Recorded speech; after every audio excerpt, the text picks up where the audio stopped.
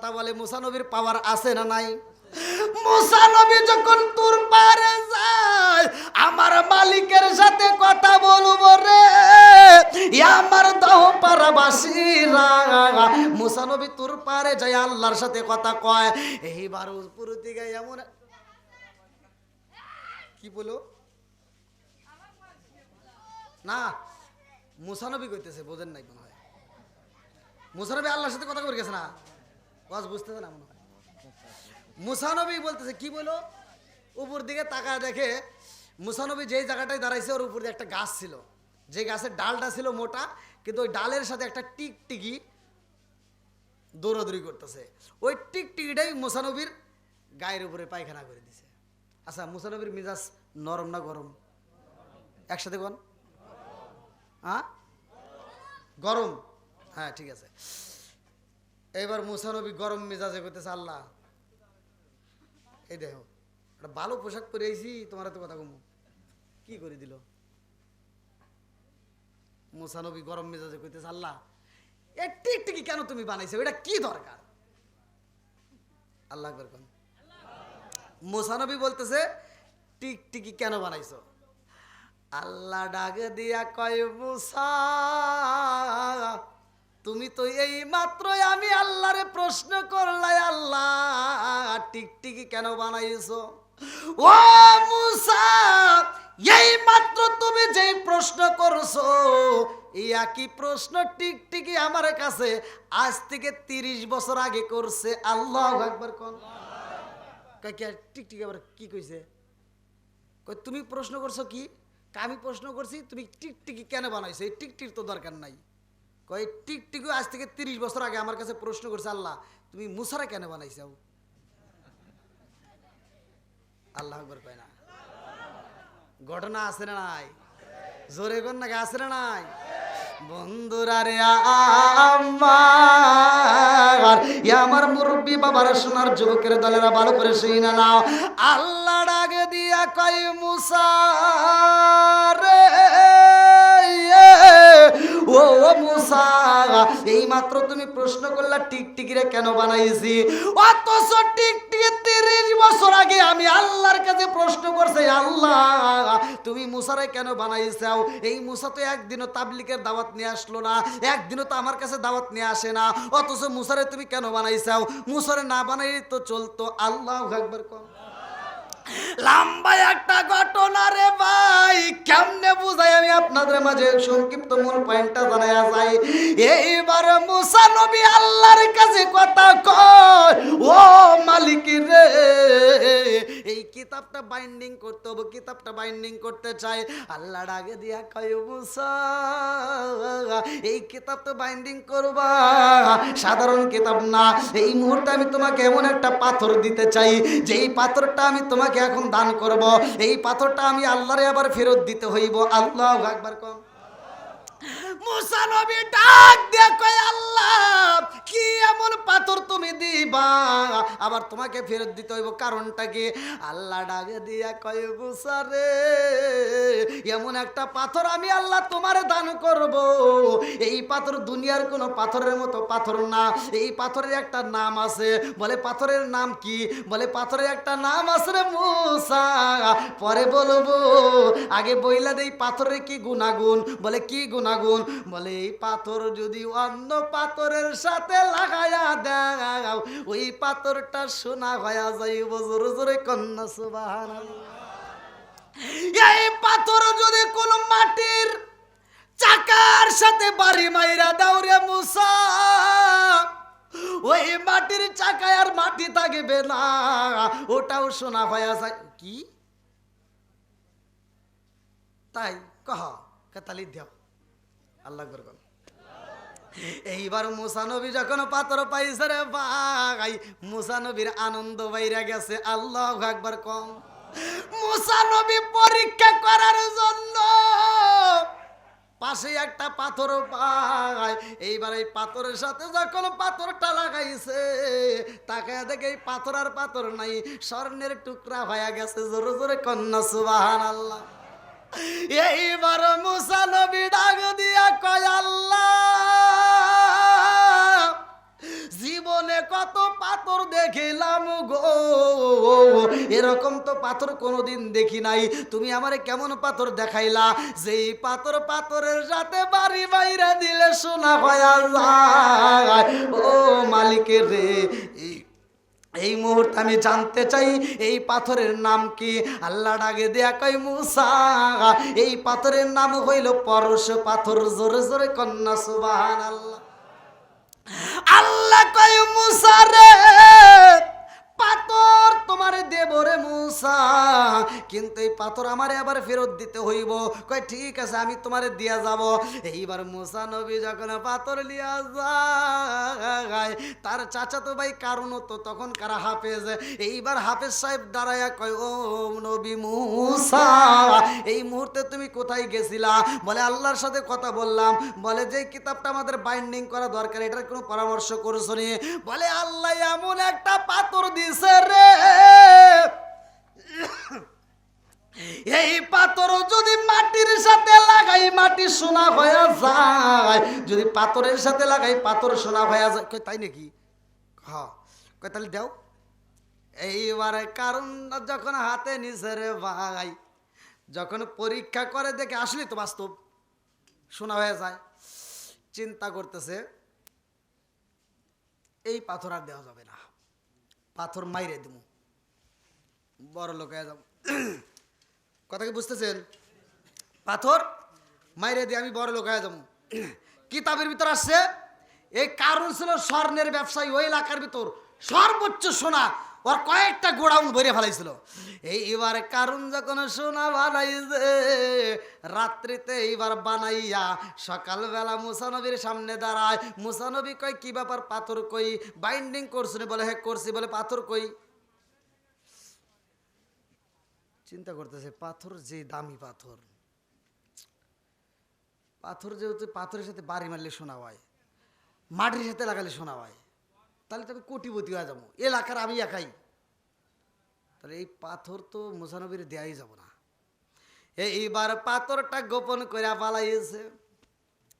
এই পাথরটা লুকাইয়া কারণ ডাক দিয়া কয়, ও ভাই মুসা, পাথরটা তো হারায়া গেছে গো, পাথরটা রাখছিলাম, এইবার পাথর খুঁজে পাই না।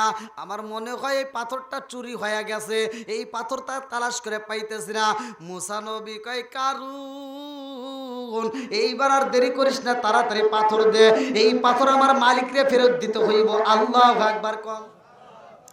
আরে বেঈমান যখন মিছা কথা কইছে রে, তিনি কিন্তু সাধারণ মানুষ ছিল না রে ভাই, তিনিও কিন্তু তাওরাত কিতাবের হাফেজ ছিল। এইবার মুসা নবী ডাকে দিয়া কয় তাড়াতাড়ি দাও। বলে না না আমার কাছে নাই। এইবার গোপনে পাথর দিয়া এই পরশ পাথরের সাথে আরো পাথর লাগাইয়া কয়েকটা গোডাউন বইরা ফেলাইছে সোনা দিয়া। বিভিন্ন দেশে এইবার স্বর্ণের ব্যবসা শুরু করে দেয়। এত বড় লোক হইছে রে ভাই, এত সম্পদ আল্লাহ দিছে গো।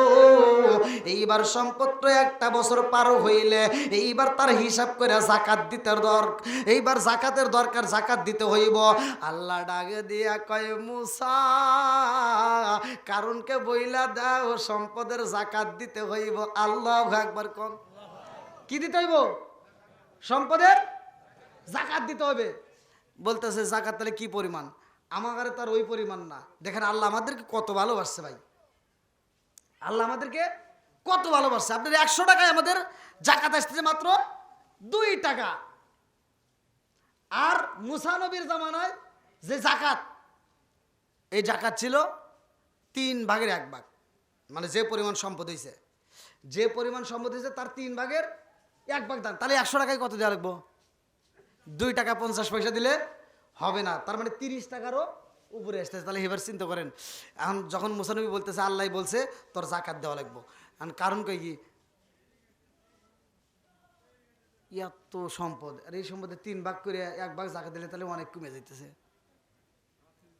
কথা কি বুঝতেছেন? এই যে এখান থেকে কারণ শুরু হয়ে গেছে কৃপণ।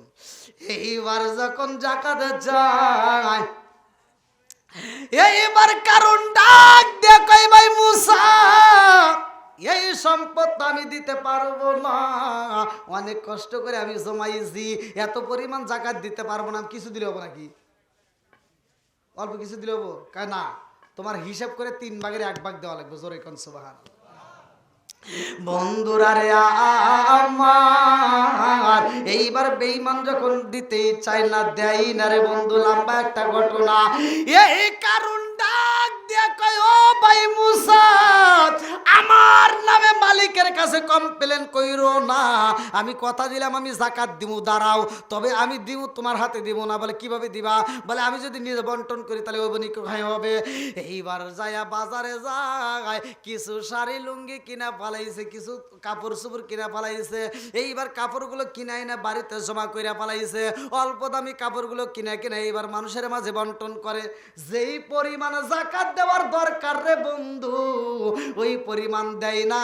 এইবার কিছু লুঙ্গি শাড়ি কিনা, কাপড় কিনা যাকাত দিতেছে। কথা কি বুঝতেছেন? আর মুসা নবীরে ডাক দিয়া কয়, এই দেখো আমি ঠিক মতো কিন্তু যাকাত দিতেছি, পরে জানি পেছাল বেরো না। মুসা নবী কয় কিভাবে দিলা? বলে এইভাবে। কয় না, তোমার যাকাত আদায় হয় নাই। এখন আমার সমাজের ভিতরে এরকম কারণ মার্কা লোক আছে না নাই? এই কথা বল নাকি, আছে না নাই? অনেক মানুষ আছে যাকাত দিতে পারে না। দেখবেন লাস্ট মুহূর্তে কি করে, বুদ্ধি বাই করে কিছু লুঙ্গি আর শাড়ি আই না, এইবার সিরিয়াল ধরে যাকাত দেয়, মাইকিন করে কয় আমি যাকাত দিমু। আর যাকাত কি হইলো?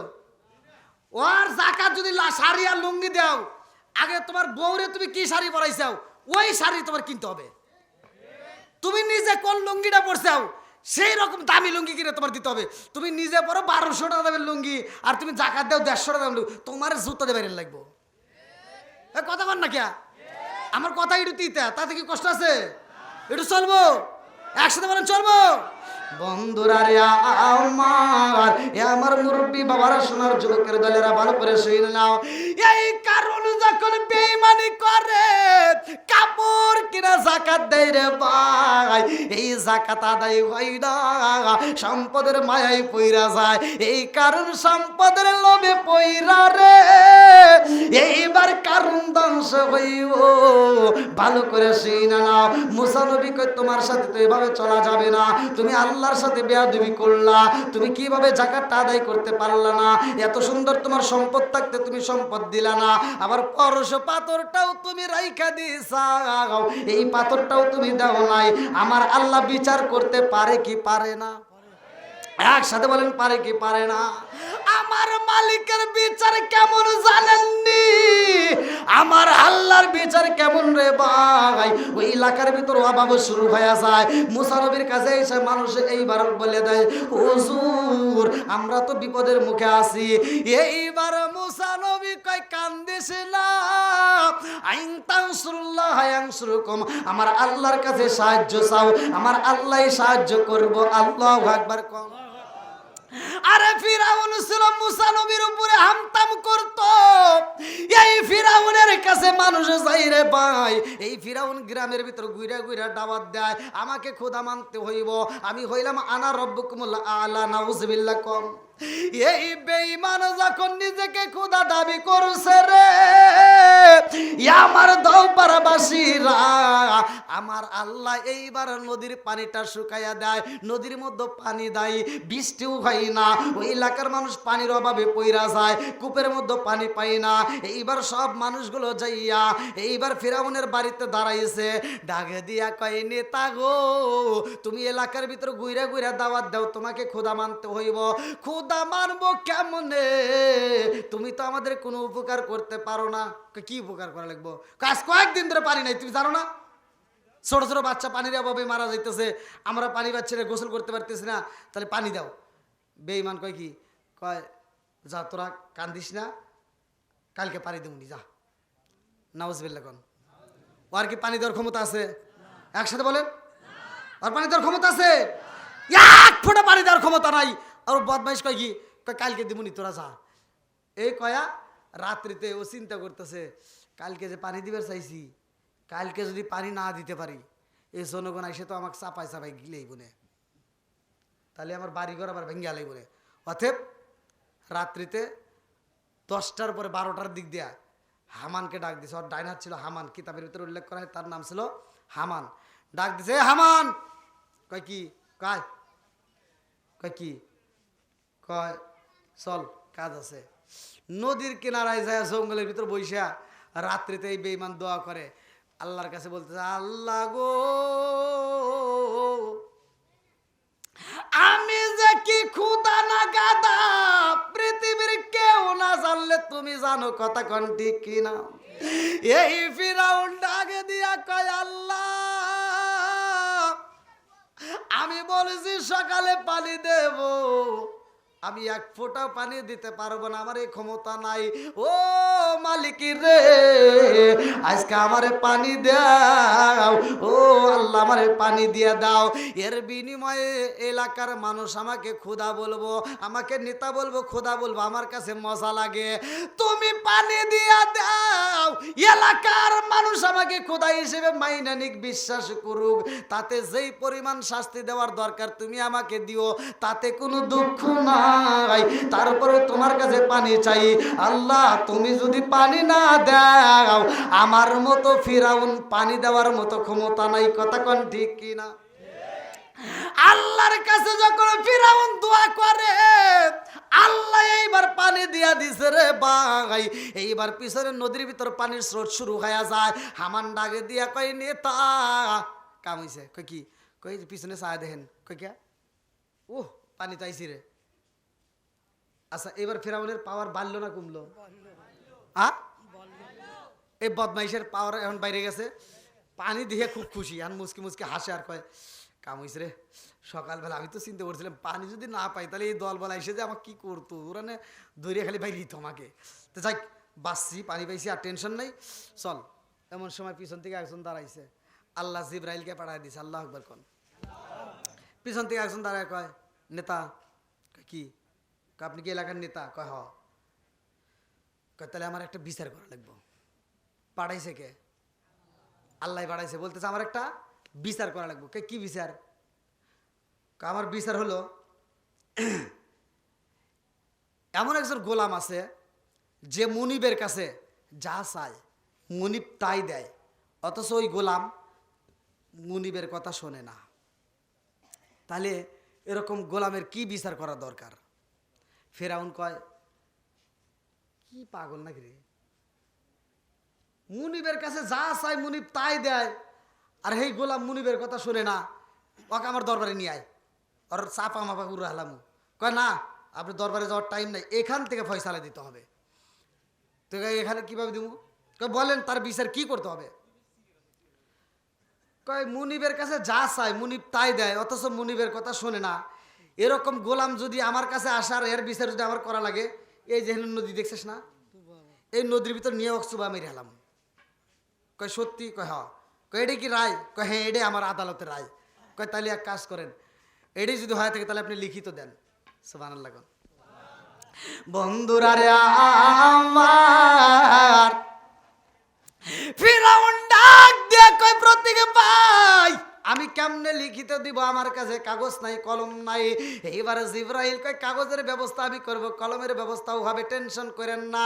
এইবারে কাগজ দেওয়া কয় ডাক দিয়া কয় আপনি লেখা দেন। যেই মুনিবের কাছে গোলাম যা চায় তাই পায়, অথচ মুনিবের কথা শোনে না, মুনিবের কথা মানে না, এরকম গোলামের কি বিচার করা দরকার? কয় এরকম গোলামকে পানির ভিতর চুবাইয়া চুবা মারার দরকার।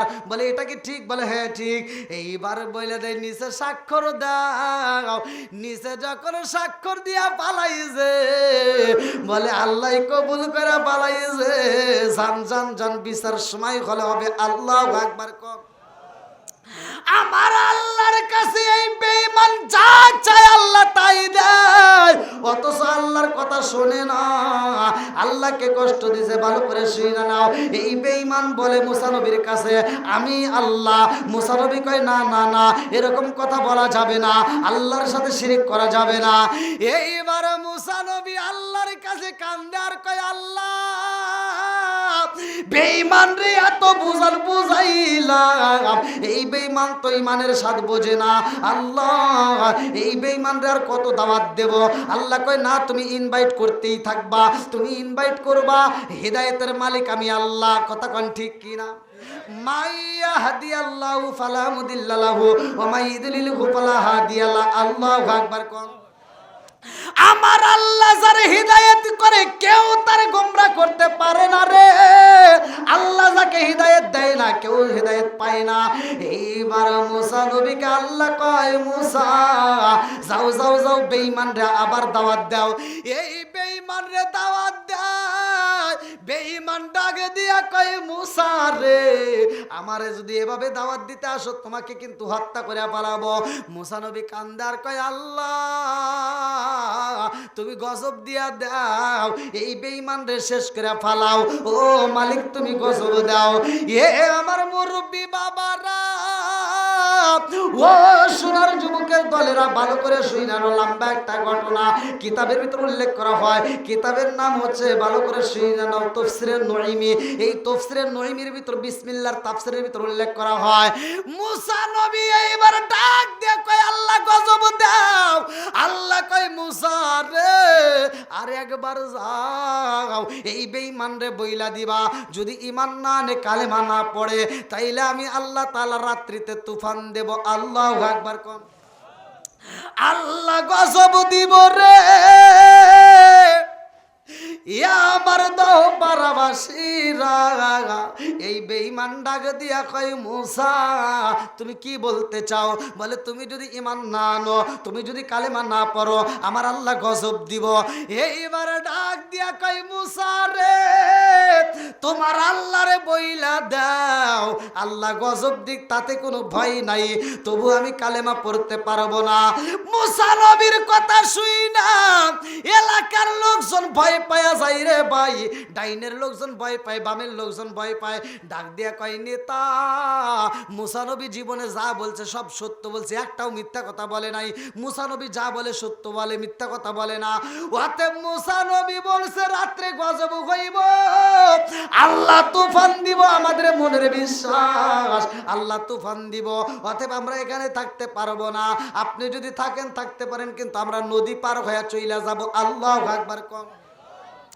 সব লোকজন যখন নদী পার হয়ে চইলা যায়, এইবার রাত্রি যখন 10টা পার হয়ে গেছে রে, আমার দাও পারাবাসীরা, রাত্রি 11টা পার হয়ে যায়, 12টা পার হয়ে যায়, আল্লাহ তো গজবে দেয় না। মুসা নবী কান্দার কয়, আল্লাহ তুমি বইলা দিছাও গজব দিবা, আল্লাহ তুমি যদি গজব না দাও, সকালবেলা এলাকার লোকজন বলবো মুসা নবী হয় মিথ্যা কথা কইছে। কথা কোন ঠিক কিনা? মুসা নবী কান্দার কয়, আল্লাহ আমি ঘোষণা দিয়ে দিছি আমার আল্লাহ গজব দিব। আল্লাহ তুমি যদি গজব না দাও, কিয়ামতের আগ পর্যন্ত দুনিয়ার সব মানুষ বলবো নবী হয় মিথ্যা কথা বলেছে। আল্লাহ আমারে মিথ্যাবাদী বানাইও না, তুমি তো বলছো, এজন্য আমি ঘোষণা দিয়ে দিছি। আল্লাহু আকবার কর। আল্লাহ ডাক দিয়া কয়, মুসা রে ও মুসা আমি আল্লাহ গজব দেব, চিন্তা কইরো না। একটু পরেই তুফান শুরু হয়ে যায়। আল্লাহু আকবার কর। এইবার যখন তুফান শুরু হয়ে যায় রে, ডাইনের দিকে তাকায় দেখে বাড়িগুলো উড়ে উড়ে যায়, বামের দিকে তাকায় দেখে বাড়ি উড়ে যায়। এইবার মুসা নবী চিন্তা করে, তাইলে বেঈমানের বাড়িটা কি অবস্থায় আছে দেখতে হইব।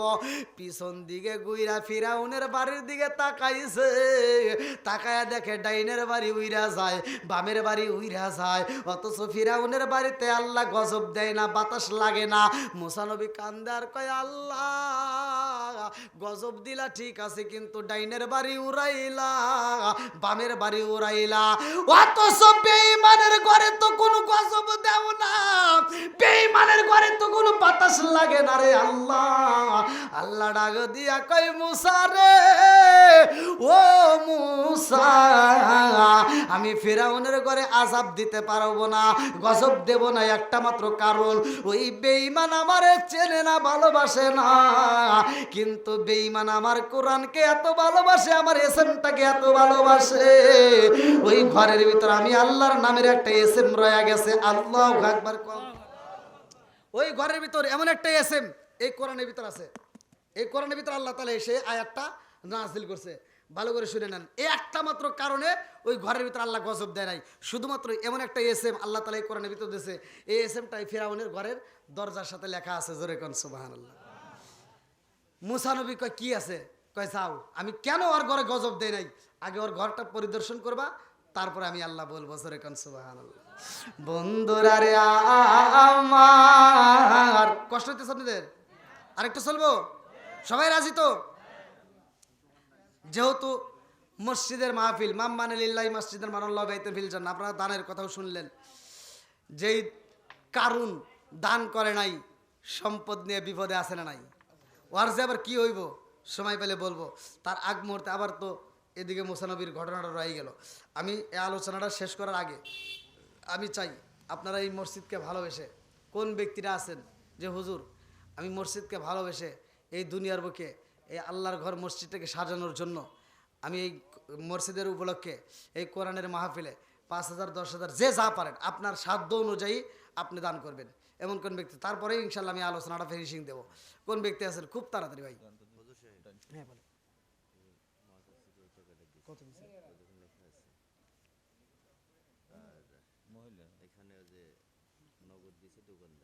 দোকানদাররা কত? 1650 টাকা। 1600। এ নারে